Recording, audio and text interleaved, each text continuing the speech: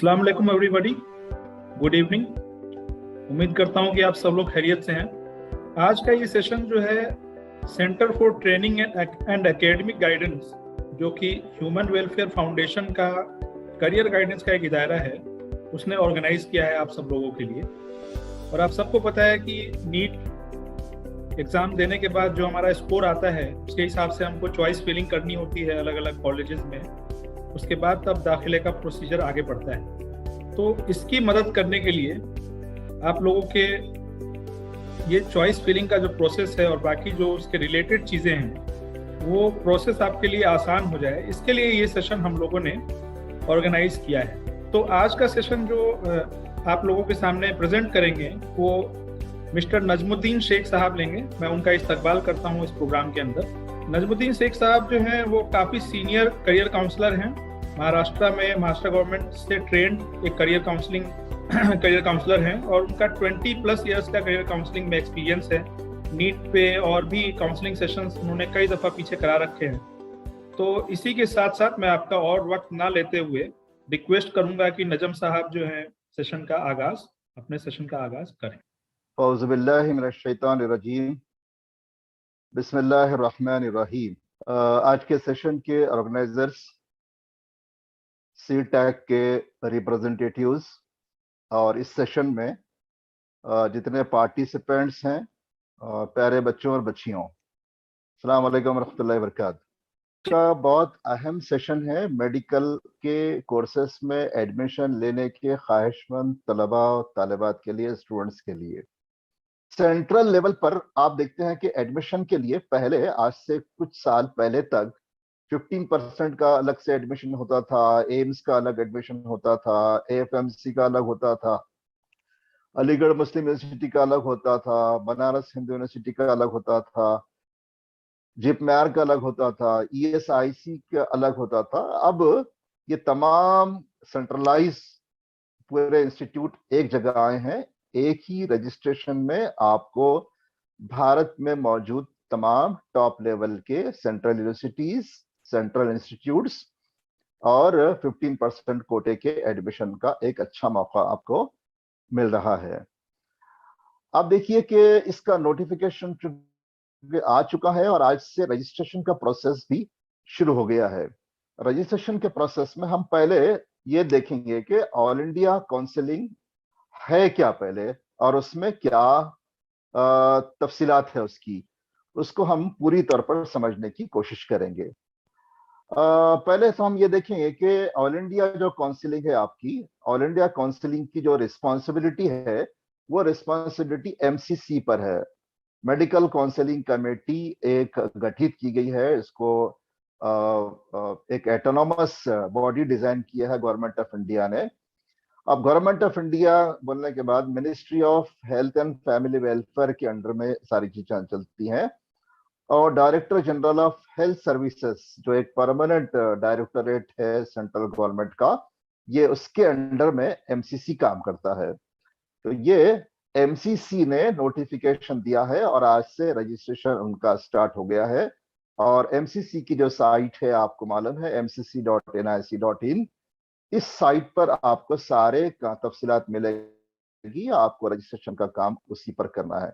हम पहले ये देखेंगे कि एमसीसी जो है कितने किस्म की सीट्स और कितने किस्म के कोटाज और कितने किस्म के इंस्टीट्यूट्स को कवर करता है। मतलब हम अगर सेंट्रल गवर्नमेंट के इस एडमिशन प्रोसेस से राउंड में पार्टिसिपेट हो रहे हैं तो हमको कहाँ कहाँ एडमिशन के चांसेस है और मौके है, वो हम पहले देखने की कोशिश करेंगे कि एमसीसी क्या कवर करता है। स्लाइड्स चेंज करते रहिए। एमसीसी कवर करता है एमबीबीएस, बीडीएस कोर्स 2, और इस साल बीएससी नर्सिंग को भी एमसीसी में शामिल किया गया है। पहले बीएससी नर्सिंग इस प्रोसेस में शामिल नहीं था, अब बीएससी नर्सिंग इसको इस प्रोसेस में शामिल किया गया। मतलब एमसीसी का ये सेंट्रलाइज एडमिशन प्रोसेस जो हो रहा है उसमें 3 कोर्सेज के एडमिशन रहेंगे, एमबीबीएस, बीडीएस और बीएससी नर्सिंग जो 4 साल का डिग्री कोर्स है उसको शामिल किया गया। मतलब दिल्ली और उसके अतराफ के ऐसे 8 नेशनल लेवल के नर्सिंग कॉलेजेस थे जिन्होंने सेंट्रल काउंसलिंग प्रोसेस में पार्टिसिपेट होने का इंडिया अपना पार्टिसिपेशन दिया है, इसलिए बीएससी नर्सिंग को भी इसमें शामिल किया गया है। अब इसमें हम ये देखेंगे कि कौन से कोटास इसमें शामिल होते हैं गवर्नमेंट की सतह पर। तो हम देखते हैं कि पहली चीज, सेंट्रल काउंसलिंग में पूरे भारत में मौजूद जितने स्टेट गवर्नमेंट से और यूनियन टेरिटरीज हैं, मरकजी जो रियासतें हैं और स्टेट गवर्नमेंट जितने हैं, स्टेट गवर्नमेंट और यूनियन टेरिटरीज जितने गवर्नमेंट के अपने मेडिकल कॉलेज रन करती है, उसका 15% सीट, 15% कोटा, यानी पूरे भारत में जितने 30-35 रियासतें हैं, वो रियासतें जो रन करती हैं कॉलेजेस, जिसको हम state government run medical college कहते हैं या union territory run medical college कहते हैं, 4800 से लेकर 5000 सीट्स लगभग होते हैं। बच्चों के ये हमारे एडमिशन प्रोसेस में एमसीसी के साइट पर सीट मैट्रिक्स का कॉलम दिया है, लेकिन अभी तक अपडेटेड सीट मैट्रिक्स उन्होंने दिया नहीं है। हमने पिछले साल की डाटा और इस साल जो नए कॉलेजेस स्टैब्लिश हुए हैं उसको सामने रखते हुए एक अंदाजा आपके सामने दिया है कि तकरीबन 4800 से 5000 जो है सीट्स बनते हैं इन इंस्टीट्यूट्स में, पूरे स्टेट रन और यूनियन टेरिटरी रन 15% कोटे को अगर मिला ले तो एक बड़ा कंपटीशन का मैदान है पूरे भारत के बच्चों के लिए। तो पहला जो एमसीसी के सेंट्रलाइज एडमिशन काउंसलिंग में जिसमें आपको एडमिशन का मौका है, वो 15%, जिसको हम ऑल इंडिया कोटा कहते हैं। अब आप प्रोस्पेक्टस अगर पढ़ेंगे, उस प्रोस्पेक्टस के तकरीबन जगह पर आपको इसका हवाला मिलेगा। AIQ शॉर्ट फॉर्म उसका रखा गया है, ऑल इंडिया कोटा। ये 15% ऑल इंडिया कोटे का सीट एक बार आपके सामने रख रहा हूं, और कि वो 4800 से 5000 सीट लगभग बनते हैं। तो एक बड़ा चांस एडमिशन का ये है। नंबर 2 पर हम आते हैं, all India institutes of medical sciences. आप देखिएगा भारत में सबसे टॉप के समझे जाने वाले ये मेडिकल कॉलेजेस है, और इंस्टीट्यूट्स ऑफ नेशनल इंपॉर्टेंस जिसका दर्जा मिला है, ये तमाम के तमाम एम्स उसमें शामिल होते हैं। एट प्रेजेंट भारत में तकरीबन 17 एम्स हैं, 17 कॉलेजेस पाए जाते हैं पूरे भारत में, और 17 एम्स में इंटेक कैपेसिटी 1207 सीट पाए जाते हैं। और ये 1207 सीट जो है 100% ऑल इंडिया कोटा इसमें शामिल होता है और डोमिसाइल फ्री है। एक बात मैं वाजे करता चलूं आपके सामने कि ये जो हम प्रोसेस देखेंगे पूरा, तो इस प्रोसेस में आप देखेंगे कि 15% कोटे में भी डोमिसाइल फ्री है, मतलब स्टेट के बाउंड्रीज की जरूरत नहीं है। आप भारत के नागरिक हो और आपने नीट क्वालिफाई किया हो और बाकी के जो कंडीशन है आप फुलफिल करते हो, तो you are eligible to participate. मसलन हमारे बहुत से बच्चे बच्चियां, किसी ने 10th किसी स्टेट में किया हुआ है, 12th किसी और स्टेट में किया हुआ है ना। तो ये फॉर एग्जांपल अगर महाराष्ट्र के स्टेट लेवल के एडमिशन की कंडीशन को हम देखेंगे कि महाराष्ट्र गवर्नमेंट का कानून ये कहता है कि candidate should pass 10th and 12th both from Maharashtra state. तब वो बच्चे ऐसे जो महाराष्ट्र के रहने वाले हैं और उन्होंने गलती से 12वीं बाहर से किया है, 10th महाराष्ट्र से किया है, 12th बाहर से किया है, या 10th बाहर से किया है, 12th महाराष्ट्र से किया है, even though they are not eligible to participate in Maharashtra's government quota, लेकिन ये बच्चे सेंट्रल गवर्नमेंट के, अभी हम जिनकी फहरिस्त आपके सामने रख रहे हैं, ये तमाम में हमारे बच्चे एडमिशन पा सकते हैं। उसी में से 15% कोटा और एम्स के 1260 सीट के लिए वो एलिजिबल होते हैं। उसके बाद तीसरा है Jawaharlal institute of post graduate medical education and research. ये जिपमेर के नाम से मशहूर है। 2 इंस्टीट्यूट है, जिपमेर पुडुचेरी, यहाँ पर 187 सीट्स हैं, और जिपमेर कराईकल, यहाँ 62 सीट्स हैं। मैंने आपको पहले कहा कि अभी तक एमसीसी ने सीट मैट्रिक्स का अपडेट नहीं दिया है। हमने ये डाटा पिछले साल जो जिपमेर का इंटेक कैपेसिटी था उससे लिया है। तो इस तरह से ऑल इंडिया कोटे के लिए जो सीट्स बनते हैं 179। आप देखिए कि 179 सीट में पूरे भारत के बच्चे एलिजिबल होंगे एडमिशन लेने के लिए। और जिपमेर जो 2 सिटीज में है, तो वो 2 सिटीज के जो स्टेट है उसके स्टूडेंट्स के लिए 70 सीट्स उनके लिए आते हैं। इसको स्टेट कोटा सीट्स कहते हैं। अब थोड़ी सी वजाहत मैं इसकी भी यहां कर लूं आपको कि 15% सीट्स के अलावा जितने इंस्टीट्यूट शामिल है ऑल इंडिया एडमिशन प्रोसेस में, उसमें 3 तरह के कॉलेजेस देखेंगे आप। एक वो देखेंगे जिसका 100% कोटा पूरे भारत के बच्चों के लिए अवेलेबल है, कोई रीजनल कोटा, कोई सिटी कोटा, कोई इस तरह से कास्ट कोटा, कोई माइनॉरिटी कोटा आपको उसमें नहीं मिलेगा। 100% seats are open for all the students of India. उसमें आपका एम्स आते हैं, तो एम्स में किसी तरह का कोई इंटरनल कोटा नहीं होता है। एम्स के 100% सीट्स पूरे भारत के स्टूडेंट्स के लिए खुले होते हैं, ओपन होते हैं। जिपमेर का जहां तक ताल्लुक है, जिपमेर के मैंने आपसे कहा कि टोटल सीट में 179 सीट्स के लिए पूरे भारत के बच्चे और बच्चियां एलिजिबल हैं, लेकिन 70 सीट ऐसे हैं जो स्टेट कोटा होते हैं, जबकि उसी पुदुचेरी स्टेट के रहने वाले स्टूडेंट्स के लिए वो दिए जाएंगे। तो उसके डिटेल नोटिफिकेशन आपको जिपमेर के वेबसाइट पे जाके उनकी एडमिशन की कंडीशंस वो देखनी पड़ेगी आपको। वहां से आपका 10th और 12th होना, वहां के डोमिसाइल होना आपके लिए लाजमी है। चौथी चीज हम देखते हैं आर्म फोर्सेस मेडिकल कॉलेज। हम इसको कहते हैं सेंट्रल इंस्टीट्यूट्स में हम इसको शुमार करते हैं, आर्म फोर्सेस मेडिकल कॉलेज को। तो सेंट्रल इंस्टीट्यूट्स में ये एक वाहिद डिफेंस का कॉलेज है, सिंगल कॉलेज है मिलिट्री का, इंडियन डिफेंस का, जो इंस्टीट्यूट ऑफ नेशनल इंपॉर्टेंस में भी आता है और खर्च के एतबार से, एक्सपेंडिचर के एतबार से आपको देखेंगे कि वर्ल्ड क्लास इंफ्रास्ट्रक्चर यहाँ प्रोवाइड किया जाता है।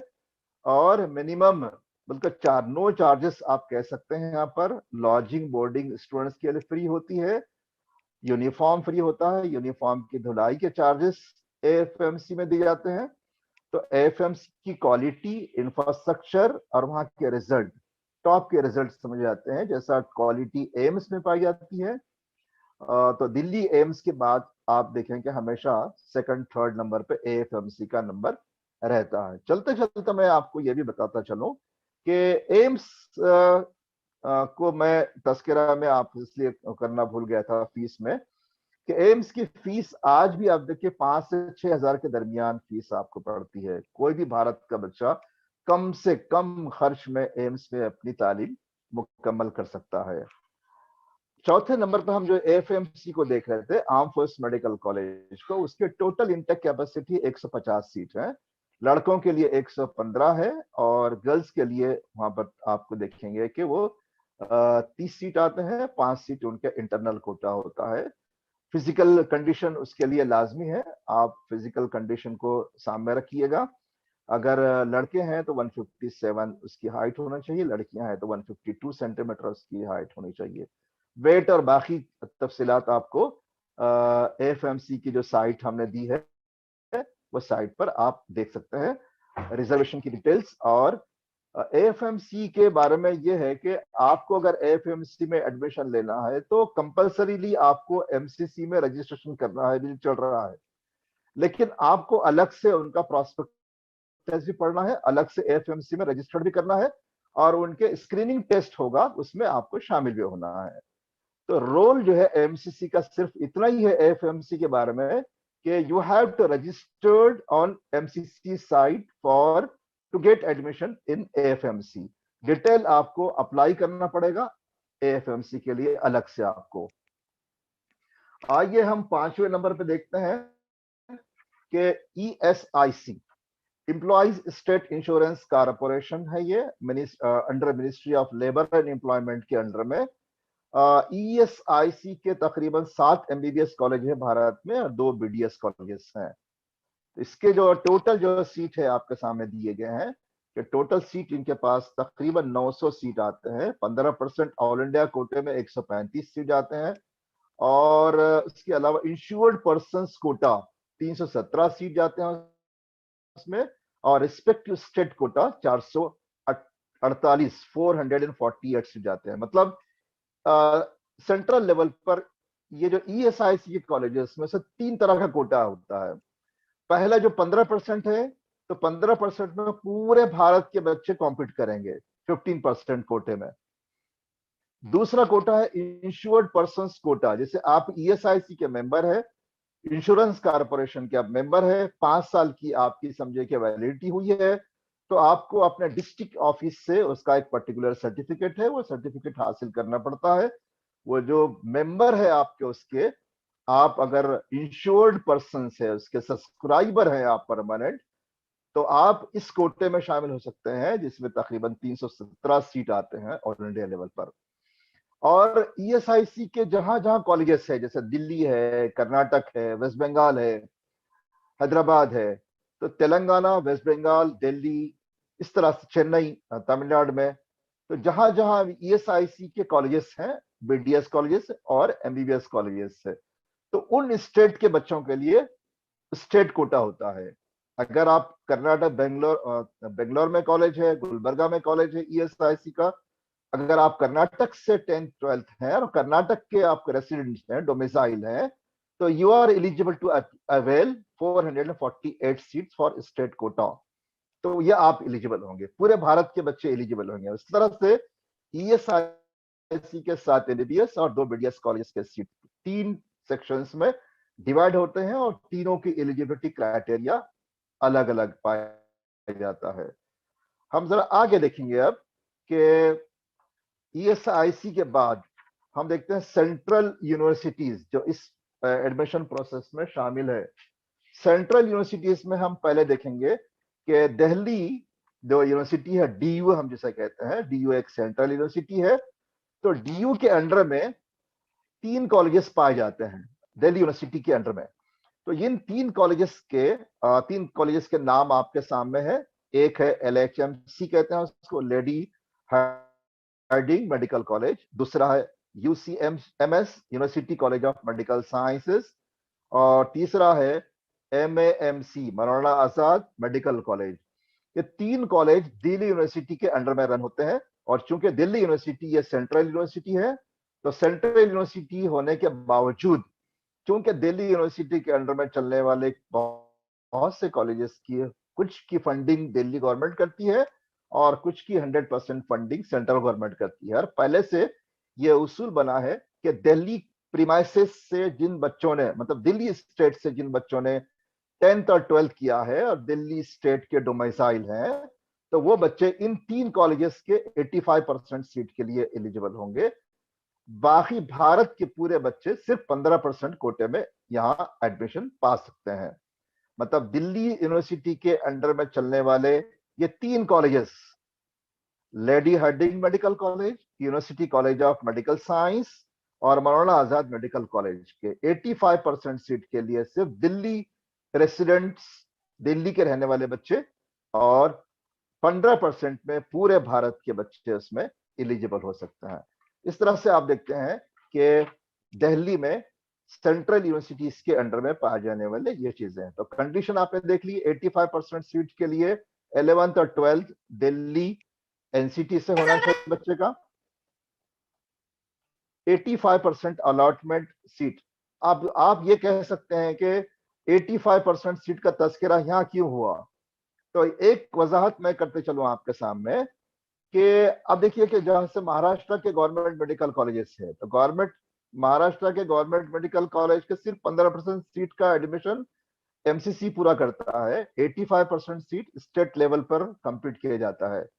लेकिन दिल्ली गवर्नमेंट ने एमसीसी हुई को पूरी रिस्पॉन्सिबिलिटी दी है कि एमसीसी 85% एडमिशन का प्रोसेस भी कंप्लीट करेगी और 15% का भी एडमिशन प्रोसेस कंप्लीट करेगी। आगे आइए हम देखते हैं एएमयू। आपकी थोड़ा सा स्लाइड पीछे लीजिए, बी पे आइए। एएमयू थोड़ा स्लाइड आपकी आगे चली गई है। हम लोग फिलवक्त अलीगढ़ मुस्लिम यूनिवर्सिटी के एडमिशन प्रोसेस को देख रहे हैं, अलीगढ़ मुस्लिम यूनिवर्सिटी का जो कॉलेज है जिसका नाम है Jawaharlal Nehru medical college, JNEMC कहते हैं शॉर्ट फॉर्म में उसको, इसमें तकरीबन 150 सीट है टोटल। तो 150 सीट में से 75 सीट होते हैं ऑल इंडिया कोटे के लिए, 50% सीट उसके, तो वो 75 सीट्स आते हैं जिसको हम ऑल इंडिया कोटा कहते हैं। और 50% मतलब 75 सीट्स वो इंटरनल कैंडिडेट कोटा होता है। मतलब अलीगढ़ मुस्लिम यूनिवर्सिटी जिन जूनियर कॉलेजेस को चलाती है, अलीगढ़ मुस्लिम यूनिवर्सिटी के प्रीमाइसेस में कई 11th-12th के कॉलेजेस चलते हैं जो अलीगढ़ मुस्लिम यूनिवर्सिटी से एफिलिएटेड है, उससे रिकॉग्नाइज है और यूनिवर्सिटी ही रन उसको करती है। वहां से जिन बच्चों ने 12th पास किया है वही बच्चे इंटरनल जो 75 सीट्स हैं, 50% कोटा है, उसके लिए एलिजिबल हो सकते हैं। यह है अलीगढ़ मुस्लिम यूनिवर्सिटी की तफसीलात। अब हम देखें कि बनारस हिंदू यूनिवर्सिटी, जिस तरह से दिल्ली सेंट्रल यूनिवर्सिटी है DU, उसी तरह से जिस तरह से AMU सेंट्रल यूनिवर्सिटी है, उसी तरह से बनारस हिंदू यूनिवर्सिटी भी सेंट्रल यूनिवर्सिटी का स्टेटस रखती है। बनारस हिंदू यूनिवर्सिटी में इंटेक कैपेसिटी 100 की है। ये 100 की इंटेक कैपेसिटी जो है, आप देखते हैं कि जैसे दिल्ली यूनिवर्सिटी के 3 कॉलेजेस में कोटा डिवाइड हो रहा है, हम सिर्फ 15 के लिए एलिजिबल है, 15% कोटे के लिए, 85% कोटे के लिए दिल्ली के बच्चे एलिजिबल हैं। जिस तरह से अलीगढ़ मुस्लिम यूनिवर्सिटी में 150 इंटेक कैपेसिटी है, अलीगढ़ से जो 12th कर रहा है वो 75 सीट के लिए एलिजिबल है इंटरनल कोटे के लिए, और हम लोग सिर्फ वहां के 75 जो सीट होते हैं वो ऑल इंडिया कोटे में आते हैं, उसके लिए एलिजिबल होंगे। बनारस हिंदू यूनिवर्सिटी में इस तरह से कोई इंटरनल कोटा नहीं है। बनारस हिंदू यूनिवर्सिटी के पूरे 100% सीट्स ओपन है पूरे भारत के स्टूडेंट्स, गर्ल्स एंड बॉयज के लिए जिन्होंने नीट के एग्जाम क्वालिफाई किया है और जो एडमिशन लेना चाहते हैं। आइए हम आगे देखते हैं। इसी तरह से सेंट्रल यूनिवर्सिटीज में आता है faculty of dentistry, JMI Delhi, Jamia Millia Islamia एक डेंटल कॉलेज रन करता है। उस डेंटल कॉलेज के सीट्स का जो डिस्ट्रीब्यूशन है इस तरह से दिया हुआ है। पूरे 50 सीट का एडमिशन ऑल इंडिया लेवल पर होता है, लेकिन पूरे के पूरे 50 सीट सबके लिए नहीं होते हैं। जनरल कोटे में, जनरल कैटेगरी में 20 सीट आते हैं, और फिजिकल हैंडीकैप में 3 सीट आते हैं। मुस्लिम माइनॉरिटी स्टूडेंट्स को लोग 15 सीट आते हैं। मुस्लिम विमेन है तो उनके लिए 5 सीट आते हैं, ये ऑल इंडिया लेवल पर होगा।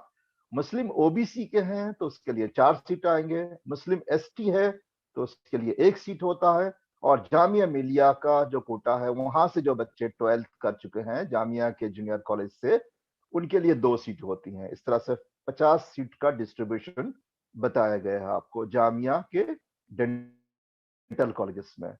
हम इसके बाद देखेंगे कि जिस यूनिवर्सिटी में हम एडमिशन के लिए एलिजिबल होते हैं वो सेंट्रल इंस्टीट्यूट्स है। हमने 15% कोटा देखा पहले, उसके बाद ESIC देखा, एम्स देखा, और उसके बाद हमने सेंट्रल यूनिवर्सिटीज को देखा। अब हम देखेंगे सेंट्रल इंस्टीट्यूट्स वो क्या होते हैं और कौन कौन से इंस्टीट्यूट्स उसमें शामिल होते हैं। सेंट्रल इंस्टीट्यूट्स दिल्ली में ऐसे 4 हैं जो ministry of health and family welfare के अंडर में चलते हैं, डायरेक्टली सेंट्रल गवर्नमेंट उसको रन करती है। तो ऐसे तकरीबन 4 कॉलेजेस है दिल्ली में। एक है VMMC Vardhman Mahavir medical college, दूसरा है SJH सफदरजंग हॉस्पिटल, सबसे बड़े हॉस्पिटल्स में शुमार होता है दिल्ली में। तीसरा है ABVIMS Atal Bihari Vajpayee institute of medical sciences, और चौथा है RML राम मनोहर लोहिया। ये 4 मेडिकल कॉलेजेस के एडमिशन में यहाँ दोबारा फिर वही समझे कि तफसीलात है कि इन 4 मेडिकल कॉलेजेस की सेंट्रल यूनिवर्सिटीज की हैसियत रखते हैं, लेकिन भारत के तमाम बच्चे सिर्फ 15% कोटे के लिए एलिजिबल हैं। और दिल्ली के जो बच्चे हैं जिन्होंने जो वहां के रहने वाले डोमिसाइल हैं, वो बच्चे 15% और साथ साथ 85% कोटे के लिए एलिजिबल हो। मतलब जिन बच्चों ने 12th पास किया है दिल्ली से, they are eligible to get admission in 85% quota of these 4 central institutes. ये है कॉलेजेस जिसको हम सेंट्रल इंस्टीट्यूट्स कहते हैं। आइए हम देखते हैं आखिर में, अब तक के हमने जो चीजें देखी हैं, 15% कोटा पूरे भारत के स्टेट गवर्नमेंट की जानिब से चलाए जाने वाले एमबीबीएस और बीडीएस कॉलेजेस में। दूसरा हमने देखा एम्स, जो 17 एम्स है जिसके 1207 सीट हैं। तीसरा हमने देखा सेंट्रल यूनिवर्सिटीज। चौथा हमने देखा सेंट्रल इंस्टीट्यूट्स। ये सब के सब गवर्नमेंट रन, मामूली फीस में एडमिशन, कम खर्च में क्वालिटी एजुकेशन जहां से आप पा सकते हैं, उसकी तफसीलात थी। अब इस स्टेज पर आपको देखना है कि seats of deemed universities, 100% seats of deemed universities. Deemed universities को तो है, इसको आमतौर पर सेल्फ फाइनेंस डीम्ड यूनिवर्सिटीज कहते हैं। इसको तकरीबन जो है बड़ी तादाद में पूरे भारत में ऐसे मेडिकल कॉलेजेस हैं जिन्होंने यूनिवर्सिटी ग्रांट कमीशन से, सेंट्रल गवर्नमेंट के इस इदारे से, सेंट्रल गवर्नमेंट से स्पेशल स्टेटस उसको मिला है। उस स्टेटस को हम डीम्ड टू बी यूनिवर्सिटी का स्टेटस कहते हैं। कोई मेडिकल कॉलेज जो प्राइवेट रन था, जो प्राइवेट सोसाइटी, प्राइवेट एसोसिएशन या सोसाइटी रन कर रही थी, वो कॉलेज को डीम्ड यूनिवर्सिटी का स्टेटस मिलने के बाद क्या होता है, तो पहली चीज ये होती है कि उसमें पूरे ऑल इंडिया लेवल के बच्चे एडमिशन ले सकते हैं, एनआरआई कोटे में बाहर के बच्चे एडमिशन ले सकते हैं। वो लोग अपना सिलेबस डिजाइन करते हैं, वो अपना ओन एग्जाम कंडक्ट करेंगे, वो अपनी ओन डिग्री आपको देंगे, वो डिग्री पूरे वर्ल्ड वाइड आपकी वैलिड होगी। तो इस तरह से आपने आज एक अपडेटेड लिस्ट एमसीसी के साइट पे आई है पार्टिसिपेटिंग इंस्टीट्यूट्स की। उसमें आप देखेंगे तकरीबन 50 से ज्यादा आपको डीम्ड यूनिवर्सिटीज की लिस्ट आपको मिलेगी। आप थोड़ा सा यहाँ गौर करने की कोशिश कीजिए आप कि ये जो डीम्ड यूनिवर्सिटीज होती हैं, इसमें जो फीस स्ट्रक्चर है, मैं 2-4 चीजें अहम है मैं आपके सामने रखता चलूं ताकि आप जितने स्टूडेंट है वो जरा गौर से सुने और अपने बारे में तय कर लें कि इस इंस्टीट्यूट में आपको आना है या नहीं आना। आना है तो क्या आजमाइश है, और आपको बचना है तो उससे क्यों बचना है। तो पहली चीज, भारत में जितने डीम्ड यूनिवर्सिटीज है उसका जो फीस स्ट्रक्चर है, कम से कम 10 लाख से लेकर ज्यादा से ज्यादा 26 लाख तक उसकी फीस स्ट्रक्चर होता है हर साल। मतलब आपके सबसे कम फीस का सिम्बायोसिस गर्ल्स मेडिकल कॉलेज है पूना में, उसकी आपको फीस मिलेगी 10 लाख रुपए। हॉस्टल मेस अदर फीस के चार्जेस की एक लंबी फहरिस्त होती है, बताने के लिए ट्यूशन फीस 10 लाख होती है और पेमेंट कई मदाद में आपको वहां करने पड़ते हैं। ये मैक्सिमम हो गया। डीवाई पाटिल की आपको पिछले साल 22 लाख से ज्यादा फीस बताई गई थी। वही एमजीएम मेडिकल कॉलेज की 20 lakh per annum fees last year के फीस स्ट्रक्चर में बताई गई। तो ये जो फीस स्ट्रक्चर है, utmost most highest fees structure होता है कि एक बच्चा कम से कम 50 लाख से लेकर तो उसका 2 करोड़ के करीब खर्च होता है एमबीबीएस मुकम्मल होने तक।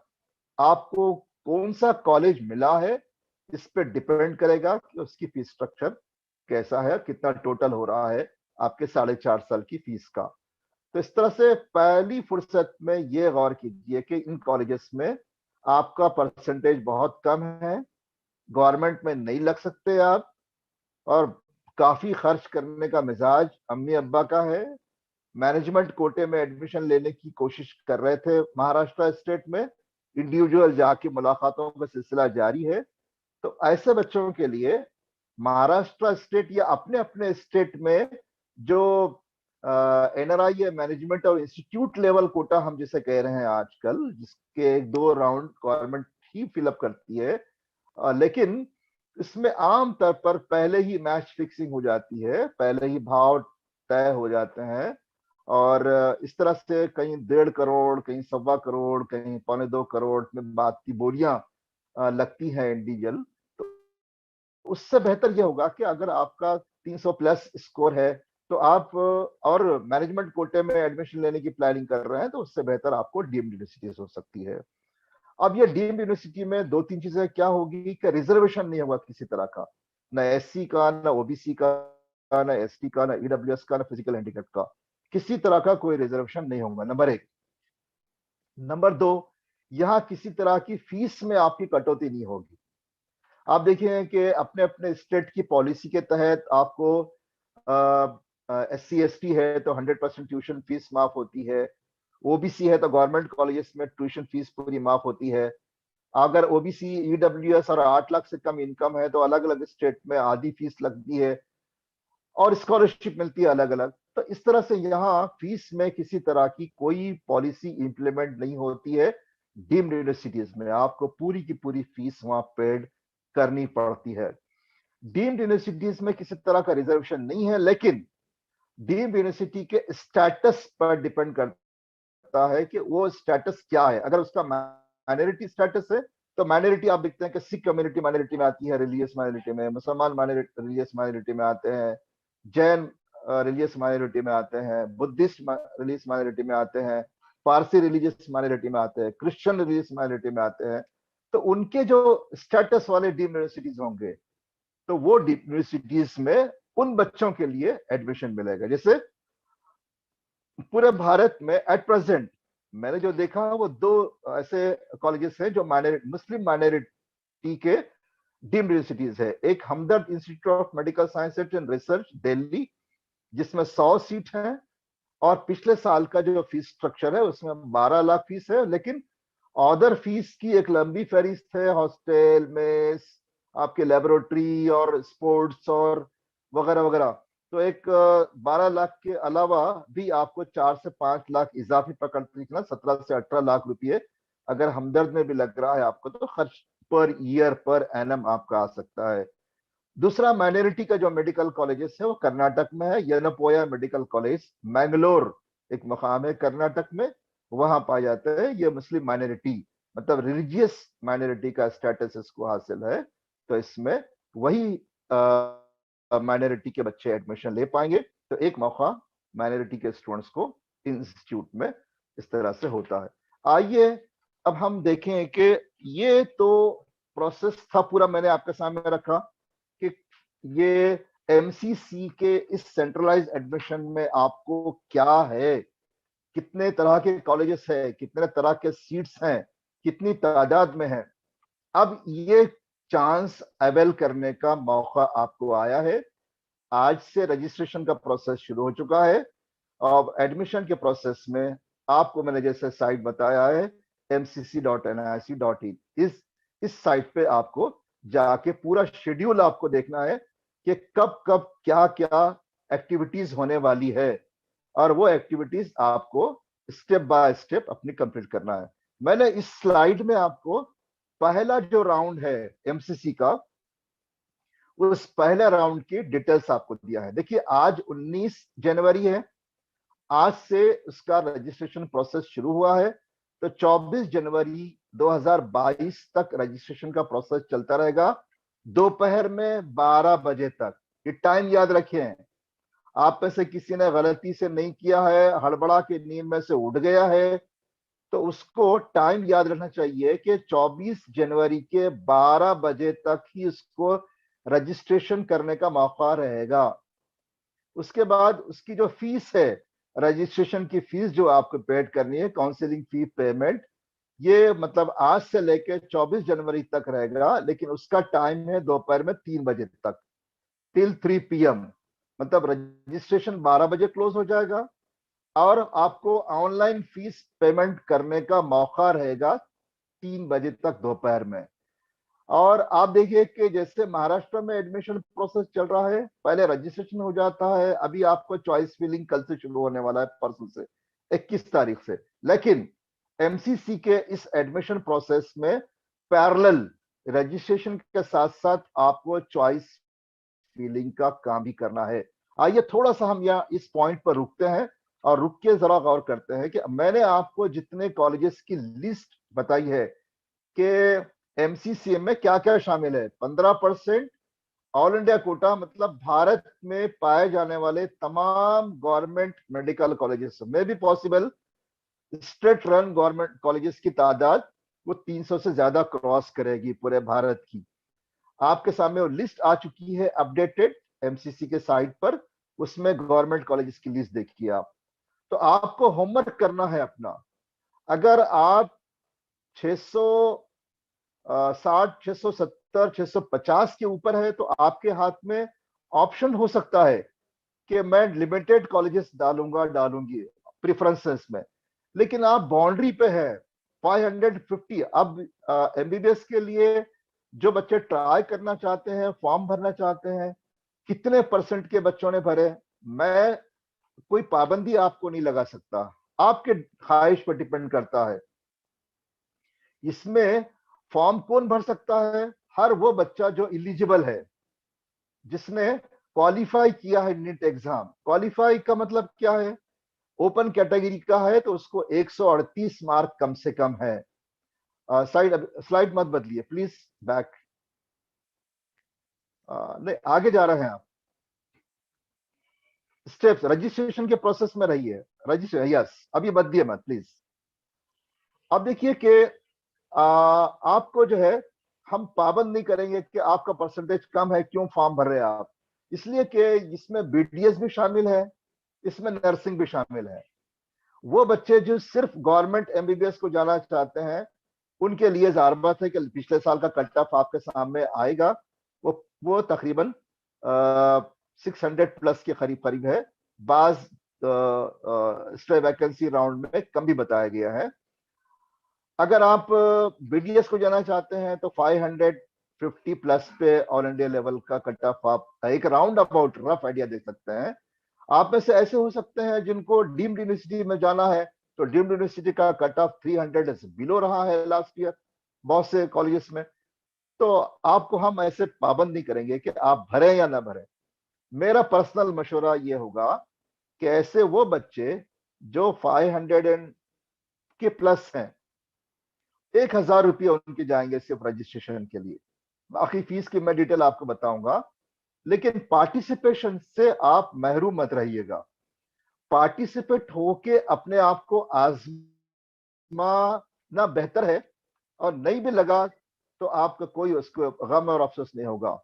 लेकिन खुदा ना खास्ता आपका स्कोर अच्छा है, आपने पार्टिसिपेट ही नहीं किया, ये समझते हुए कि मेरा कहाँ लगेगा, या ये समझते हुए कि मेरा स्टेट में लग जाएगा, मैं सेंटर में क्यों शामिल हो जाऊं। तो एक मशवरा मैं आपको दूसरा यहां ये दूंगा कि ऐसे बच्चे जो कम स्कोर वाले हैं और जो मैनेजमेंट कोटे में जाने की तैयारी कर रहे थे करोड़ रुपये भर के, मोर देन 1 करोड़ का सौदा करके, उनके लिए बेहतर है कि वो डीम्ड यूनिवर्सिटीज का ऑप्शन अपने सामने रखें और डीम्ड यूनिवर्सिटीज की कम से कम फीस वाले कॉलेजेस को ऑप्शन डालें। हाईएस्ट स्कोर के बच्चों के लिए मेरा मशवरा यह होगा कि वो एम्स को हमेशा प्रीफर करें, इसलिए कि जैसे आप देखते हैं कि इंजीनियरिंग में आईआईटी से इंजीनियरिंग करना और स्टेट लेवल के कॉलेजेस से इंजीनियरिंग करने में जितना जमीन आसमान का फर्क होता है, सेम वैसी एम्स में एमबीबीएस मुकम्मल करना, वहां से डिग्री लेकर एम्स का टैग जिंदगी भर आपके साथ, आपके बोर्ड पर, आपके लेटर हेड पर, आपके प्रिस्क्रिप्शन लेटर पर लगा रहता है कि you have completed your MBBS from AIIMS. तो उसका एक वेटेज, उसका एक रिस्पेक्ट, उसका एक वैल्यू, उसका एक वैलिडिटी वर्ल्ड वाइड है। तो आप एक तो क्वालिटी का टैग, दूसरा कम से कम खर्च में है। मैंने आपसे कहा कि 5 से 6 हजार के दरमियान आपको फीस में आपको सिर्फ जाते हैं एम्स में, और वो भी क्वालिटी और इंटरनेशनल वर्ल्ड लेवल का जो इंफ्रास्ट्रक्चर है आपका, वो इंफ्रास्ट्रक्चर में आपको तालीम हासिल करने का मौका मिलता है। तो आपको चूंकि आज से लेकर 24 तारीख के शाम तक आपको चॉइस फिलिंग करनी है, तो आपको होमवर्क करना है, रात दिन बैठ के पूरी लिस्ट सामने लानी है, प्रिंट निकाल के लाइए कॉलेजेस की लिस्ट का उसका, और प्रिंट लेके अपना बैठिए घर में मशवरा कीजिए। एरिया वाइज महाराष्ट्र के पूरे गवर्नमेंट मेडिकल कॉलेजेस, महाराष्ट्र के अतराफ में जो नियरेस्ट कॉलेजेस है, वो तेलंगाना हो सकता है, आंध्र प्रदेश हो सकता है, कर्नाटक हो सकता है, मध्य प्रदेश हो सकता है, गोवा हो सकता है, ये स्टेट में कौन से मेडिकल कॉलेज से गवर्नमेंट के जहां 15% कोटा है, कौन सा एम्स है वहां पर, उसकी लिस्ट आप बनाइए। आपको लिस्ट बनाने में काफी मेहनत करनी पड़ेगी। वो आप ऐसे हाथ पर हाथ रख के बैठिए मत, होमवर्क करिए, अपना लिस्ट बनाइए, अपडेटेड लिस्ट बना के तैयार रहिए, और वो लिस्ट चॉइसेस उस तरह से फिल कीजिए। तो चॉइसेस कब तक फिल करना है आपको, उसकी भी तारीख लास्ट डेट 24 है, लेकिन 4 बजे से लेकर 11:59 तक आपको लॉक करना है ना। चॉइस भर के छोड़ना नहीं है, चॉइस आपको लॉक करना है। और चॉइस आप आज से अगर फिलअप करना शुरू कर रहे हैं तो उसको लॉक मत कीजिए खुदा के लिए। लॉक करने का टाइम आपका 24 तारीख के 4 बजे से लेकर 11:59 तक आपको रहेगा, उसका ख्याल रखिए आप। सीट अलॉटमेंट जो होगी पहले राउंड की वो 29 जनवरी को होगी। मतलब आप जो रजिस्ट्रेशन करने के बाद प्रेफरेंसेस चॉइसेस भर रहे हैं, वो आपके भरे हुए चॉइसेस आपको अलॉट हुए नहीं हुए, उसका रिजल्ट आएगा 29 जनवरी को। और जिसका नंबर लग गया होगा उसको रिपोर्ट करना है कॉलेज में जाकर 30 जनवरी से लेकर 4 फरवरी के दरमियान। अब एक क्लेरिफिकेशन मैं आपको करूं कि जो प्रोस्पेक्टस हमारे हाथ में आया है उसमें इस बात की वजाहत नहीं है कि आपको ज्वाइनिंग आपकी ऑनलाइन है या आपकी ऑफलाइन है। हो सकता है अलॉटमेंट से पहले तक कोई और ताजा नोटिफिकेशन आए और उसमें आपको इंस्ट्रक्शंस दिए जाए कि कोविड के इस सिचुएशन में अगर हालात खराब होते हैं तो आपको ऑनलाइन भी ज्वाइनिंग का मौका जैसे लास्ट ईयर था इस साल भी आपको मिल सकता है। लेकिन एट प्रेजेंट किसी तरह की कोई क्लेरिफिकेशन नहीं है। आप बार बार mcc.nic.in वेबसाइट पे जाते रहे और कंटिन्यू जितने अपडेटेड नोटिफिकेशंस आते रहते हैं उसको देखते रहे। और जिन बच्चों का 29 तारीख को अलॉटमेंट हुआ है उनको 30 जनवरी से लेकर तो 4 फरवरी के दरमियान रिपोर्ट करनी है जिस कॉलेज में आपका एडमिशन हुआ है उस कॉलेज में। इस तरह से एमसीसी का ये पहला राउंड आपका यहाँ मुकम्मल होता है। आइए हम देखते हैं कि आगे के फीस इसमें रजिस्ट्रेशन के प्रोसेस में अभी 19 से 24 के दरमियान आप कर रहे हैं, उसमें कौन कौन सी और कैसी फीस आपको पेड करनी है। आपके लिए अगर आप 15% और गवर्नमेंट कॉलेजेस के कोटे के लिए आप अप्लाई कर रहे हैं और आप अनरिजर्व्ड में आते हैं, ओपन कैटेगरी में आते हैं और ईडब्ल्यूएस में आते हैं, तो ओपन और ईडब्ल्यूएस को एमसीसी की रजिस्ट्रेशन की फीस आपको भरनी है 1000 रुपीज। अगर आप एससी एसटी ओबीसी और फिजिकली हैंडीकैप्ड हैं तो आपको 500 रुपये भरनी है। यहां पर भी एक मैं क्लियरिफिकेशन कर दूं आपके सामने कि चूंकि रजिस्ट्रेशन का प्रोसेस की डेट चूंकि एमसीसी ने आज 19 की दी थी, लेकिन शाम में 3-3:30 बजे तक रजिस्ट्रेशन का प्रोसेस स्टार्ट नहीं हो सका था, साइट ओपन नहीं हुई थी, इसके डिटेल नहीं आए थे। प्रोसेस में कई फीस आगे पीछे हो सकती है। हमने ये पिछले साल का जो डाटा अवेलेबल था उसको यहाँ ऐड करके आपको फीस बताई है, क्योंकि तमाम स्टेट्स ने जो पॉलिसी अडॉप्ट की है रजिस्ट्रेशन की फीस की, वो पिछले साल जो थी वो सेम फीस है।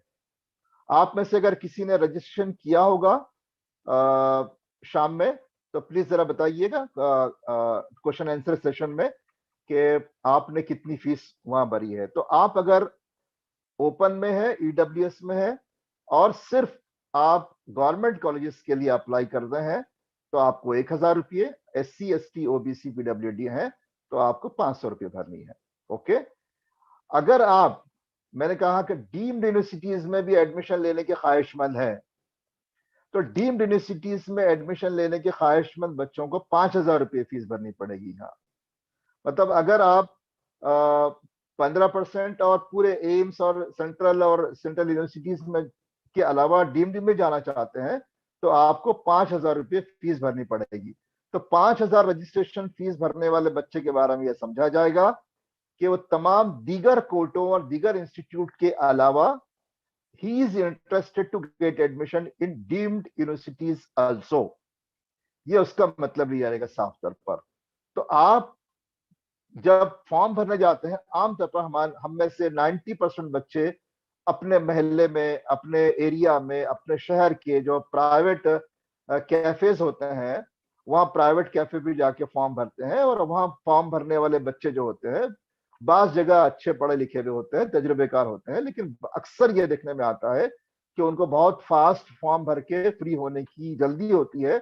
उनको बहुत सी चीजें बारीकी से पढ़ने का मिजाज नहीं होता है। तो आप वहां गाइड करें कि आपको क्या करना है।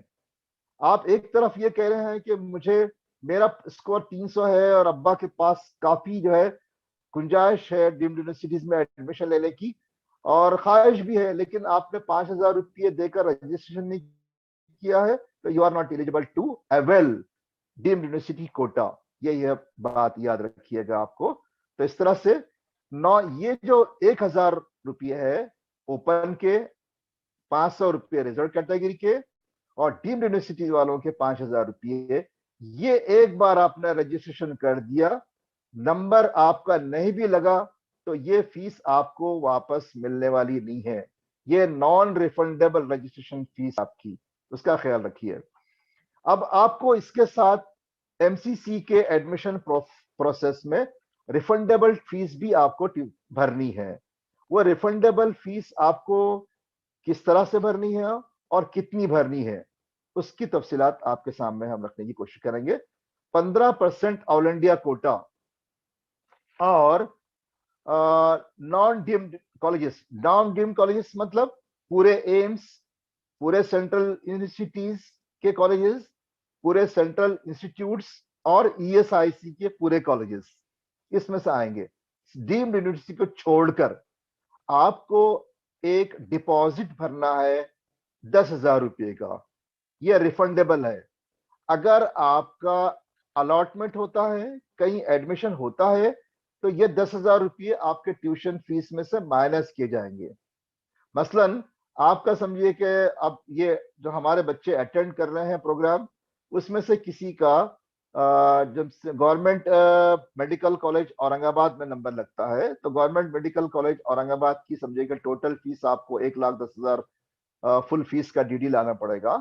तो उसमें आपको सिर्फ 1 लाख का डीडी लाना पड़ेगा। 10,000 रुपये ऑलरेडी आपके उसमें से माइनस होंगे, ऑलरेडी आपने भरे हुए हैं। मतलब ये कि आपकी फीस वो अलॉटमेंट के बाद माइनस होगी कॉलेजेस में फीस पेड करते वक्त। अगर खुदा न खास्ता आपका नंबर नहीं लगा, पूरे राउंड हो गए एडमिशन के, पूरे राउंड के बाद भी एडमिशन आपका नहीं हो रहा, तो जिस अकाउंट से आपने 10,000 रुपये डिपॉजिट किए हैं, वो अकाउंट में आपके 10,000 रुपये वापस आ जाते हैं। कट ऑफ डेट खत्म होने के 1 महीने के अंदर, कभी कभार 2 महीने भी लगते हैं, लेकिन डेफिनेटली आपके 10,000 रुपये कहीं नहीं जाते, आपको ये पैसा वापस मिल जाता है। तो दूसरा, SC ST OBC में अगर आप हैं तो 5,000 रुपये लगेंगे।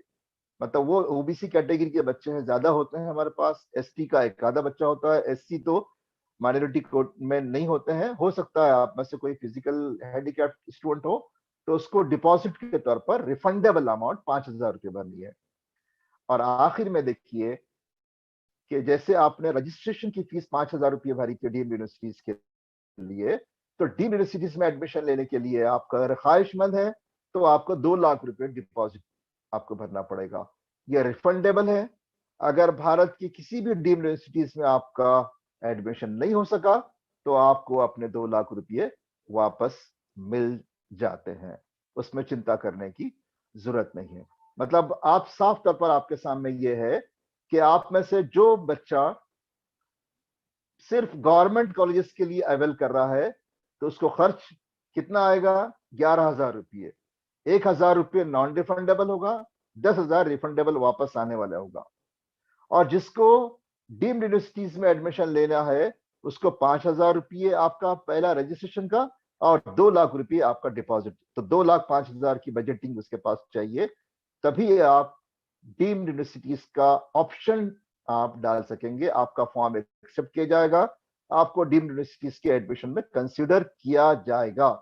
इसका आप बहरहाल ख्याल रखिएगा। तो ये तो हुआ फीस के ताल्लुक से। आइए अब इम्पोर्टेंट और बहुत इम्पोर्टेंट चीज आपको इस साल जो कुछ तब्दीलियां भी हुई है एमसीसी के एडमिशन प्रोसेस में, उसको भी समझने की कोशिश करना है। देखिए कि पहला राउंड जो है, अब मैं आपके सामने दो तीन चीजें पहले वजाहत कर दूं, उसके बाद राउंड की तफसीलात और उसके डेट हम देखेंगे। पिछले साल तक जो है ना, ऑल इंडिया कोटा के सिर्फ दो राउंड होते थे, राउंड 1, राउंड 2। राउंड 3 को मॉप अप राउंड कहते हैं और राउंड 4 को स्ट्रे वैकेंसी राउंड कहते हैं। इस साल उनके नाम वही है, लेकिन एक बड़ी तब्दीली ये हुई है सुप्रीम कोर्ट के ऑर्डर की रोशनी में कि जैसे ऑल इंडिया 15% कोटे के दो राउंड होते थे, तो दो राउंड होने के बाद बचे हुए सीट रिस्पेक्टिव स्टेट्स को वापस किए जाते थे। मतलब जिस जिस स्टेट के गवर्नमेंट मेडिकल कॉलेजेस और डेंटल कॉलेजेस के सीट बच गए हैं, वो बचे हुए सीट अपने अपने स्टेट को वापस होते थे। आमतौर पर महाराष्ट्र के लिए कभी 250, कभी 300, कभी से 350 सीट वापस आते थे, और वो महाराष्ट्र के बच्चों के लिए एक फायदेमंद चीज थी। और इसी तरह से अपने अपने स्टेट के बच्चों के लिए स्टेट कोटे में इजाफा होता था वो सीट का। अब सुप्रीम कोर्ट ने कहा कि दो राउंड के बाद वो सीट वापस नहीं होंगे, बल्कि जो एक्स्ट्रा दो राउंड होते हैं एमसीसी के, एक मॉप अप राउंड, उसमें भी 15% कोटे के सीट शामिल रहेंगे, और स्ट्रे वैकेंसी राउंड में भी 15% सीट आपके रहेंगे। अब एक सीट भी बचने का सवाल पैदा नहीं होता। एक लिहाज से स्टेट लेवल पर एडमिशन लेने वाले बच्चों का आप लॉस, नुकसान समझ सकते हैं इसमें, लेकिन ऑल इंडिया लेवल के बहुत से ऐसे बच्चे जो स्कोर अच्छा होने के बाद भी, खासतौर पर नॉर्थ इंडिया के, यूपी के, बिहार के, मध्य प्रदेश के, राजस्थान के, दिल्ली के, स्कोर ज्यादा होने के बाद भी उनको एडमिशन नहीं मिल पाता था, उनके लिए लक है कि ये 4 राउंड में अगर 15% कोटा शामिल है, तो उन बच्चों के बल्ले बल्ले है। ये एक उनके लिए खुशखबरी है, और बाकी बहुत से स्टेट के बच्चों के लिए एक बहरहाल उसमें निगेटिव एस्पेक्ट हम देख सकते हैं। तो इस तरह से एक तब्दीली ये हुई है। दूसरी तब्दीली हम ये देखते हैं इसमें कि जैसे प्राइवेट जो सेल्फ फाइनेंस डीम्ड यूनिवर्सिटीज है, उसमें भी उसमें उसमें 4 राउंड नहीं रहे, उसमें कोई तब्दीली नहीं हुई है। 3 राउंड के बाद, मॉप अप राउंड के बाद स्ट्रे वैकेंसी राउंड के लिए चौथा जो राउंड है, चौथे राउंड में डीम्ड यूनिवर्सिटी के सीट उनका वापस किए जाएंगे, और वो इंडिविजुअल अपने लेवल पर चौथा राउंड कंडक्ट करेंगे गवर्नमेंट की परमिशन से। आइए हम जरा तफसील से देखते हैं इसको। पहला राउंड आपका जो डेट आपके सामने डिक्लेयर हो चुकी है, वो 19 जनवरी आज से राउंड स्टार्ट होगा रजिस्ट्रेशन के साथ। तो ये चलेगा आपका पहला राउंड मुकम्मल होकर ज्वाइनिंग की जो डेट है आपकी, आप देखिए कि आपको ज्वाइन होना है, मतलब इसके बीच के डेट मैंने आपके सामने नहीं रखा। 19 से 24 रजिस्ट्रेशन हो रहा है आपका, 29 तारीख को आपका अलॉटमेंट हो रहा है, 30 तारीख से आपको ज्वाइनिंग का सिलसिला शुरू हो रहा है, और 4 फरवरी तक आपको अलॉटेड कॉलेज में जाके ज्वाइन होना है। मतलब 19 जनवरी से 4 फरवरी तक पहला राउंड मुकम्मल हो रहा है आपका। इसको याद रखिए आप। दूसरा आपका जो राउंड है, यहां एक अहम पहलू की वजाहत करते चलूं समझने के लिए। अगर इस सेशन में महाराष्ट्र के बच्चे ज्यादा हैं, महाराष्ट्र में जितने राउंड होते हैं वो तमाम राउंड के लिए एक ही मर्तबा रजिस्ट्रेशन है और एक ही मर्तबा चॉइस फिलिंग है। लेकिन एमसीसी के इस सेंट्रलाइज एडमिशन प्रोसेस में आप देखें कि हर राउंड में आपको रजिस्ट्रेशन है और चॉइस फिलिंग है। तो पहला राउंड होने के बाद जो दूसरा राउंड की डेट है आपकी, वो है 9 फरवरी से रजिस्ट्रेशन शुरू हो रहा है आपका सेकंड राउंड का, और 9 फरवरी से ही आपका चॉइस फिलिंग स्टार्ट होगा। अलग से नए से चॉइसेस आपको डालने हैं। अब चॉइस कौन कौन डाल सकता है यहाँ पर? वो बच्चे जो जिनकी पसंद का पहले राउंड में नहीं मिला, अलॉट हो चुका था, लेकिन वो और अपडेट करना चाहते हैं अपने आप को, वो भी दोबारा रजिस्टर रजिस्ट्रेशन करके अच्छे कॉलेज के, पसंद के कॉलेज के सीट अगर बाकी हैं तो सीट मैट्रिक्स देखेंगे पहले, और सेकंड राउंड में शामिल होंगे वो बच्चे। और जिनको कुछ नहीं मिला पहले राउंड में, वो बच्चे भी इसमें शामिल होंगे। आप रजिस्ट्रेशन आपको करना है, लेकिन रजिस्ट्रेशन की फीस दोबारा नहीं भरना है। जिसने पहली बार फीस भर दिया 1000 रुपये, या डीम्ड यूनिवर्सिटी में जाने वाले लोग बच्चे 5000 रुपये, तो उनको दोबारा आपको फीस भरनी नहीं है। हाँ, कुछ बच्चे ऐसे हो सकते हैं आप में से कि ऑल इंडिया लेवल का पहले राउंड में वो शामिल नहीं है, तो डायरेक्टली वो दूसरे राउंड में शामिल हो सकते हैं। पहले राउंड में उन्होंने रजिस्ट्रेशन नहीं किया था, कुछ नहीं किया था, लेकिन ख्याल आया, सबने मशवरा दिया, धक्का दिया, स्टेट में नहीं लगा, तो उसने अपने आप को आजमाने के लिए वो सेकंड राउंड में शामिल हो सकता है, नए रजिस्ट्रेशन और नए चॉइस फिलिंग के साथ उसको यह मौका मिलेगा। ठीक है। उसके बाद ये दो राउंड, दूसरा राउंड 9 फरवरी से लेकर, आप देखते हैं कि जिसको इस दूसरे राउंड में अलॉटमेंट हो चुका है, उस बच्चे को 26 फरवरी तक जाके ज्वाइन होना है अपने कॉलेज में। तो अब देखिए, एक एक महीना जा रहा है पूरा, 9 फरवरी से 26 फरवरी तक का एक पीरियड जा रहा है आपका सेकंड राउंड मुकम्मल होने तक। फिर उसके बाद मॉप अप राउंड रहेगा, राउंड 3 कहते हैं उसको। मॉप अप राउंड में आपको ये जो राउंड है, ये राउंड में सेंट्रल यूनिवर्सिटीज है, डीम्ड यूनिवर्सिटीज है, ईएसआईसी है, एम्स है, और नया जो है आपका 15% ऑल इंडिया कोटा भी है, और जिपमैर है। ये सब के सब as it is mop up round में शामिल होते हैं। तो इस तरह से मॉप अप राउंड की जो डेट आपके सामने आई है, वो मॉप अप राउंड की डेट 2 मार्च से स्टार्ट हो रही है, और 19 मार्च मॉप अप राउंड में जिसको अलॉटमेंट होगा वो 19 मार्च तक जाके कॉलेज में ज्वाइन होगा। यहां भी किसी का नहीं लगा तो आखिरी है, उसको कहते हैं स्ट्रे वैकेंसी राउंड। इसका भी सब के सब, हाँ, ये चौथा जो राउंड है, चौथे राउंड में आपको रजिस्ट्रेशन की, फीस भरने की, चॉइस फिलिंग की जरूरत नहीं है। आपने इससे पहले राउंड में जो चॉइस फिलिंग की थी, उसी चॉइसेस पर आपका स्ट्रे वैकेंसी राउंड होगा, ये याद रखिए। और इसकी अनाउंसमेंट होगा 21 मार्च को, और 26 मार्च तक आपको जाके ज्वाइन होना है कंसर्निंग कॉलेज जहां आपको अलॉट हुआ है। इस तरह से राउंड 1, राउंड 2 में आपको रजिस्ट्रेशन और फीस भरनी है। राउंड 2 में अगर आप पहले राउंड में रजिस्ट्रेशन फीस भर चुके हैं तो सेकंड राउंड में सिर्फ रजिस्ट्रेशन और चॉइस फिलिंग है। थर्ड मॉप अप में चॉइस फिलिंग है आपको, और स्ट्रे वैकेंसी राउंड में आपको चॉइस फिलिंग अलग से कर लेनी है। आपने मॉप अप राउंड के लिए जो चॉइस फिलिंग की है, उसी के बेसिस पर आपका यहां अलॉटमेंट होगा। इसको समझने की बहरहाल जरूरत है। तो यहां आपके 2-3 चीजें मैं हम आपके सामने रखूं कि इस एडमिशन प्रोसेस में रजिस्ट्रेशन जो कर रहे हैं आप, तो रजिस्ट्रेशन के प्रोसेस में आप देखते हैं कि डॉक्यूमेंट कोई रिक्वायर्ड नहीं होते हैं। जहां आपका अलॉटमेंट होता है, तो अलॉटमेंट के वक्त आपको तमाम ओरिजिनल डॉक्यूमेंट्स आपको लेके जाना पड़ता है। ये डॉक्यूमेंट्स की लिस्ट हमने आपके सामने रखी है, वो आपके सामने याद रखिए। अलॉटमेंट लेटर आपको ऑनलाइन प्रिंट आउट लेना पड़ता है एमसीसी के साइट से, जहां अलॉटमेंट हुआ है आपका। वो अलॉटमेंट लेटर, नीट का हॉल टिकट, नीट का marks memo, date of birth certificate आपका।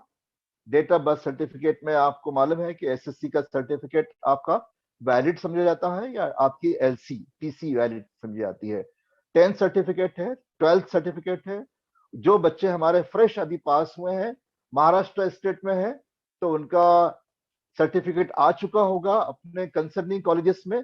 प्लीज वो अपने सर्टिफिकेट को जमा कर लें कॉलेज से, यहाँ अपलोड साथ ले जाने में आपको मदद मिलेगी। इसलिए कि डॉक्यूमेंट्स आपको जो ओरिजिनल ले जाना है, पहले राउंड में, खुदा समझे कि फर्ज कीजिए लकी हैं आप, पहले राउंड में अलॉटमेंट हो रहा है आपका, तो आपको 30 जनवरी से लेकर 4 फरवरी के दरमियान आपको ज्वाइन होना है।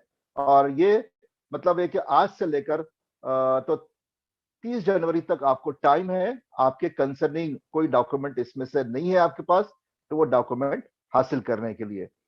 उसके बाद आपके 12th का मार्क्स मेमो है आपका, पासपोर्ट साइज फोटोग्राफ है, सेम एनटीए फॉर्म्स पे जो आपने पेस्ट किए थे, इससे पहले कई मरतबा आपको इंस्ट्रक्शंस एनटीए के साइट पर भी नीट का फॉर्म भरते वक्त में दिए गए थे कि ज्यादा कॉपीज आप अपने पास पोजीशन में रखें। तो जो फोटो आपने पेस्ट किया था एनटीए का फॉर्म पर, वही फोटोज आपको अपने साथ रखनी है। Proof of identity, Aadhaar, driving, pan, passport, इसमें से कोई एक, आधार कार्ड सबके पास है तो अपना आधार कार्ड साथ रखिए। और एक चीज नोट दी हुई है स्पेशली यहाँ पर कि passport size photos, mobile number and email ID should be the same as provided to the NTA. मतलब एनटीए का फॉर्म जो भर रहे थे आप, नीट का फॉर्म, नीट के फॉर्म में जो पोस्ट फोटो लगाए वही फोटो, जो मोबाइल नंबर आपका था वही मोबाइल नंबर, जो ईमेल आईडी वहां आपने मेंशन किए थे वही ईमेल आईडी एमसीसी के रजिस्ट्रेशन में मेंशन करने की कोशिश कीजिएगा। ये अहम इंस्ट्रक्शंस है आपके लिए जो एमसीसी के एडमिशन प्रोसेस में शामिल होना चाह रहे हैं, उन बच्चों के लिए थी। बहुत सी तफसीलात मैंने आपके सामने रखी है।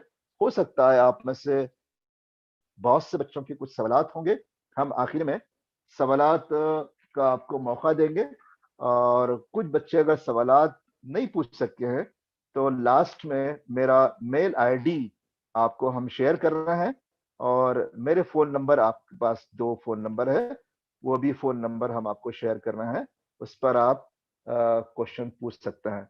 और सी टैक चूंकि एक नेशनल लेवल का इंस्टीट्यूट एस्टेब्लिश हुआ है, विजन 26 के तहत ह्यूमन वेलफेयर फाउंडेशन के अंडर में एक बड़ी कोशिश हुई है। तो उनके भी कांटेक्ट नंबर है, आप किसी कांटेक्ट नंबर को आप हासिल कीजिएगा और अपने सवालात वहां दर्ज कीजिएगा।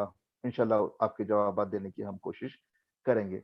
अब ये सेशन की कुछ तफसीलात हम यहाँ मुकम्मल कर रहे हैं, इस पर कुछ सवालात आपके हों तो आप वो पूछिएगा। बहुत बहुत शुक्रिया नजमुद्दीन साहब, आपने काफी इंफॉर्मेटिव सेशन बच्चों के लिए दिया। उम्मीद करता हूं कि बच्चों को काफी सारी इंफॉर्मेशन इस सेशन के जरिए से मिली है। बच्चों से ये रिक्वेस्ट करूंगा कि आप लोगों के जो सवाल हैं या जो हमारे पार्टिसिपेंट्स हैं उनके जो सवाल हैं वो सवाल को एक एक करके या तो चैट बॉक्स में लिख दें या तो हैंड रेज करें तो उनको अनम्यूट करने की परमिशन दी जाएगी, तो वो सवाल पूछ सकते हैं। और इसके साथ साथ कुछ सवाल ऐसे हैं पहले जो चैट बॉक्स में पहले लोगों ने लिखा हुआ है, तो मैं पहले उसको रीड कर देता हूं। इसके साथ साथ एक एक करके बाकी लोगों के सवाल भी लिए जाएंगे। तो एक सवाल नजम साहब ये आया है कि एक स्टूडेंट हैं, वो 10th और 12th उन्होंने सऊदी अरबिया से अगर किया है तो AIQ के लिए एलिजिबल हो सकते हैं कि नहीं? जी जी, अगर वो इंडियन नेशनल है, तो ही कैन पार्टिसिपेट। नीट का एग्जाम दिया हुआ है ना, इंडियन नेशनल होना, he can participate in all India quota round. Okay. एक सवाल अशफाक अहमद साहब का है, वो ये है कि गोरखपुर एम्स के कोटा और रैंक मार्क्स वगैरह के बारे में कुछ इलाबोरेट कर सकते हैं क्या? ये तो कट ऑफ एमसीसी के साइट ने दिया नहीं है। लास्ट ईयर का कट ऑफ अगर देते तो हम आपको आज यकीनन कोऑपरेट करते इस सिलसिले में। आपको एमसीसी के वेबसाइट पे कंटिन्यू जाते देखिए, लास्ट ईयर का कट ऑफ अगर उन्होंने पेश किया है तो आपको उस पर मिल जाएगा इंशाल्लाह। बहुत बहुत शुक्रिया। एक सवाल मुनव्वर खानम का है, इनका कहना है sir I got 2 SML number, what to do? कहाँ से, कौन से स्टेट के हैं? मुनव्वर साहब आप जरा चैट में लिखिए कौन से स्टेट से हैं आप। अगर महाराष्ट्र के हैं, yes, from which state? Maharashtra. अच्छा, 2 अलग अलग नहीं होते हैं, कैटेगरी का एक नंबर होता है और एक जनरल होता है। एक जनरल SML नंबर होता है, स्टेट मेरिट नंबर, और एक कैटेगरी का होता है। कैटेगरी में आपकी ओबीसी है, ST है, SC है, EWS है, तो 2 कैटेगरी दी हुई है आपको। सेम रैंक की 2 कैटेगरी नहीं होती आमतौर पर। एक सवाल ये है कि ये BHMS और BUMS दोनों के लिए जो है, ये BUMS और BAMS तीनों के लिए नीट के थ्रू एडमिशंस हो रहे हैं, ऐसा है? अब देखिए, पूरे भारत में ये बहुत अहम सवाल पूछा है, पूरे भारत में एमबीबीएस के एडमिशन, बीडीएस के एडमिशन, बीएएमएस के एडमिशन, बीएचएमएस के एडमिशन और बीयूएमएस, ये 5 कोर्सेज के लिए, और सिद्धा जो तमिलनाडु में चलता है आमतौर पर, ये 6, अगर सिद्धा को शामिल कर रहे हैं आप, तो MBBS, BDS, BMS, BUMS, BHMS और सिद्धा, ये 6 कोर्सेज के लिए ऑल इंडिया लेवल पर नीट कंपलसरी है. Without appearing NEET you are not eligible to get admission in these 6 courses. Number 1, बास स्टेट्स में अलग अलग पॉलिसी अडॉप्ट की है अदर कोर्सेज के लिए. मेडिकल अलाइड जो कोर्सेज है, जैसे फिजियोथेरापी है, ऑक्यूपेशनल थेरापी है, ऑडियोलॉजी, स्पीच लैंग्वेज पैथोलॉजी है, ऑर्थोटिक्स एंड प्रोस्थेटिक्स है, बीएससी नर्सिंग है, तो उसके लिए आपको नीट कंपलसरी है महाराष्ट्र में.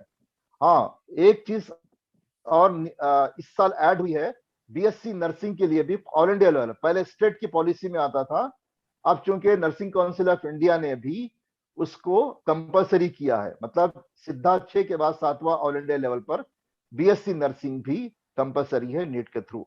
हाँ, अब रहा बाकी कोर्सेस में, जैसे मैंने कहा physiotherapy, occupational therapy, audiology, speech language pathology, occupational therapy, इसके लिए बाज स्टेट में अपना ओन एंट्रेंस कंडक्ट किया है और आज ने उस नीट के बेसिस पे एडमिशन दिया है. तो ऑलमोस्ट बड़ी तादाद में स्टेट्स में नीट के बेसिस पर ही एडमिशन होता है. चूंकि मैं महाराष्ट्र कवर करता हूं, तो महाराष्ट्र में तकरीबन 10 कोर्सेस जो है ये, बल्कि 11वां बीबीएससी एंड एएच जो इस एडमिशन प्रोसेस में शामिल नहीं है, वेटरनरी काउंसिल के प्रोसेस में शामिल होता है. तो 11 कोर्सेस के लिए नीट कंपलसरी है महाराष्ट्र में. तो प्लीज आप सी टैक के वेबसाइट से एडमिशन प्रोसेस कंप्लीट होने तक और एडमिशन के बाद भी अलग अलग जो आपको गाइडेंस चाहिए, स्कॉलरशिप की इंफॉर्मेशन बहुत ज्यादा अपडेटेड इन्होंने अपने साइट पर रखी है.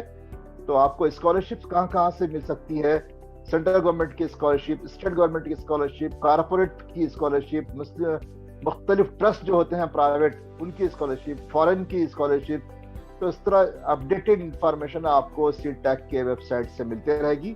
जरूर आप उससे फायदा उठाइए. जज़ाकल्लाह, आप शरीक हुए हैं, मुझे आप इस सिलसिले में कुछ कहने का और आपको गाइडेंस का आपने मौका दिया है. आप तमाम को शुक्रिया. अल्लाह से दुआ करता हूँ कि अल्लाह ताला आपको बेहतर से बेहतर कॉलेज में आपका एडमिशन हो, आपकी तमन्ना पूरी हो, बेहतर अच्छे डॉक्टर, अच्छे इंसान और बहुत हमदर्द, बहुत हमदर्दी के साथ भारत की आवाम की और गरीब जनता की सेवा करने का हौसला, हिम्मत और सलाहियत आपको दे. अस्सलाम वालेकुम व रहमतुल्लाहि व बरकातहू.